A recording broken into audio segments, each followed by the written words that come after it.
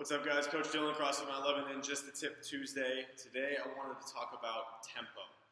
If you've ever been one of my athletes, you have done a lot of tempo, and I mean a lot. And out there, if you know that you've been one of my athletes, you know what I'm talking about. If you don't know what tempo is, or you're unfamiliar with it, or you do kind of understand but you just want some more knowledge on it, it's basically time under tension. So you're moving in a certain range of numbers. So you basically have 4 digits or 4 parts to the equation of this basically tempo. So as you're going through different phases, you have your eccentric phase, you have a pause at the bottom of the movement, you have a concentric phase, and then a top pause. So mainly what those are, the eccentric is the lowering of the movement, so that'll be your first digit, so your first spot. The eccentric low, so you're going with gravity, controlling that to the bottom of the movement, whatever it is. If it's a squat, you're controlling it on the way down. If it's a press overhead, you're pulling or you're coming back down to your shoulders. It is the lowering of the movement. Followed by the second digit, which is the pause in the bottom of the movement. So again, if I were squatting, I would pause in the bottom of my squat, or if I was doing something overhead, I would be a pause at the bottom of the movement, which is right at my shoulders.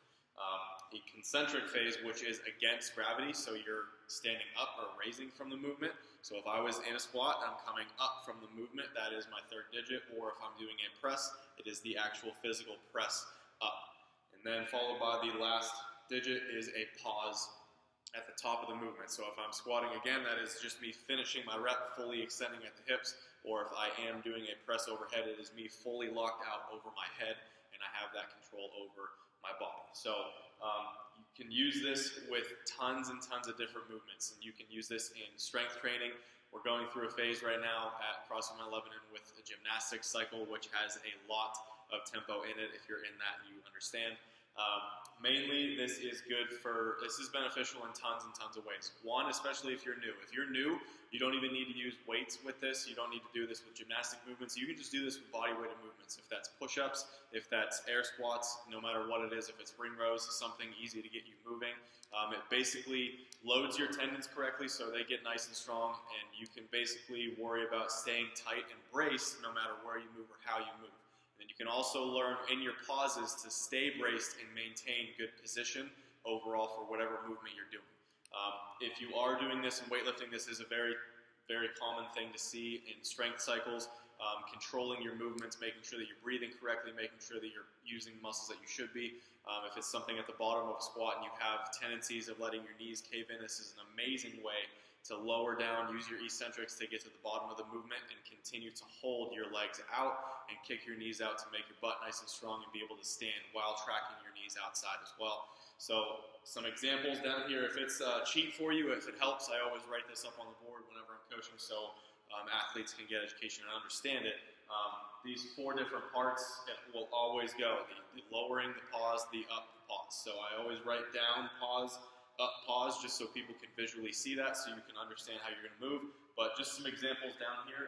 3-2-X1, which is a very common one. That just means 3-second lowering, 2-second pause in the bottom, and that X actually stands for explode up, knee slap. But 1-second pause as you're extended at the top of your hips. And then this second one, pretty sucky one actually. 5 seconds down, 3-second pause and hold. 5 seconds on the concentric phase on the rising of the movement, and then 1-second pause at the top. Another example would just be 3 straight across the board. So you're moving at 3 seconds the entire way. So 3 seconds down, 3-second pause at the bottom, 3 seconds as you're standing, and then 3 seconds up at the top. Or this last one, you can just worry about not pausing anywhere and just loading your muscles.